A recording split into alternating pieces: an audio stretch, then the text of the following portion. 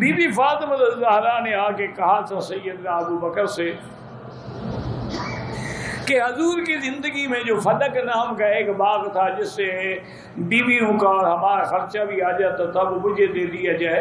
تو حضرت ابوبکر صدیق نے کہا کہ اماں جان میں نے تو ساری زندگی اپنے سارا مال حضور پہ قربان کر دیا، لیکن تیرے ابا نے فرمایا ہے کہ نحن معاشر الانبیاء لا نرث ولا نورث دینارا ولا درہما ما ترکناہ فہو صدقۃ، کہ ہم جتنے انبیاء ہیں ہمارا ورثہ نہیں ہوتا.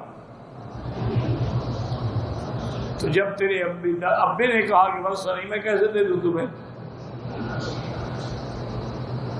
بخاری شریف میں ایک روایت آ جاتی ہے فساقطت، اور ایک روایت میں یہ بھی لفظ آ جاتے ہیں فلم تتکلم حتی ماتت، کہ بیوی نے بات نہ کی ابو بکر سے موت تک. وہ کہتے ہیں دیکھو جی بیوی کو ناراض کیا نا جی،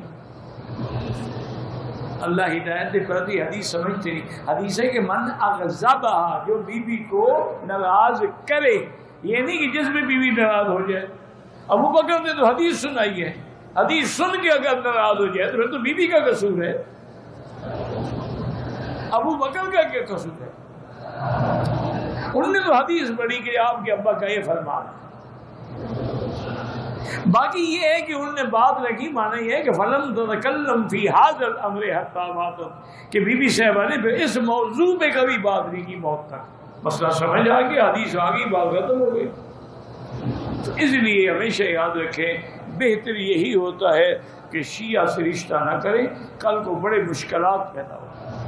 ہاں تو بی بی صاحبہ ناراض تو ہوئی نا جب ابو بکر نے انکار کیا، لیکن بی بی ناراض ہوئی نا، ابو بکر نے تو ناراض نہیں کیا. من اغضبها فقد اغضبنی، کچھ بات کو سمجھو، جو بی بی کو ناراض کرے اس نے مجھے ناراض کیا.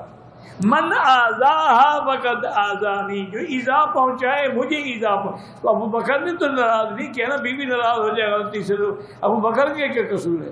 ابو بکر تو حضور کی حدیث پڑھ رہے ہیں. اور یہ بھی لوگوں نے قصے بنا رکھے ہیں کہ ناراض تھی. جب بی بی سمیہ بالکل آخری وقت میں تھی نا تو حضرت ابو بکر آئے دعا کرنے کے لیے. تو حضرت علی نے پردہ کروایا اور حضرت نے دعا بھی کی، اور اس وقت بھی کہا کہ ابا جان میں نے تو تیرے ابے کی حدیث سنائی تھی، آپ ناراض ہیں؟ فرضیت فضحکت، بی بی راضی ہوئی اور ہنس پڑی. کہا کہ نہیں میں ناراض نہیں، وہ وقتی غصہ تھا. تو وہ تو حدیثیں ان کو نظر نہیں آتی، غاضبت والی آتی ہیں، رضیت والی نہیں آتی، ذائقت والی نہیں آتی. اور اسی طرح جب جنازہ تیار ہو گیا، قاعدہ یہ ہے کہ اگر وارثوں میں کوئی عالم موجود ہو تو وہ جنازہ پڑھائے.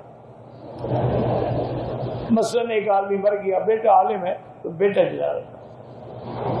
تو اب جب سیدہ فاطمہ الزہرا کا جنازہ تیار ہو گیا تو حضرت ابو بکر نے فرمایا کہ علی آپ جنازہ پڑھائیں جب آپ موجود ہیں اور اتنا بڑے علم والے ہیں. حضرت نے کہا لا واللہ ہے، انہوں نے کہا ابو بکر خدا کی قسم میں نہیں پڑھاؤں گا، آپ پڑھائیں گے بی بی فاطمہ کا جنازہ. حضور نے اپنے مصلی پہ تمہیں کھڑا کیا تھا، مجھے نہیں کھڑا کیا تھا. تو اگر ناراض ہوتے تو ابو بکر کو آگے کرتے جنازہ پڑھانے.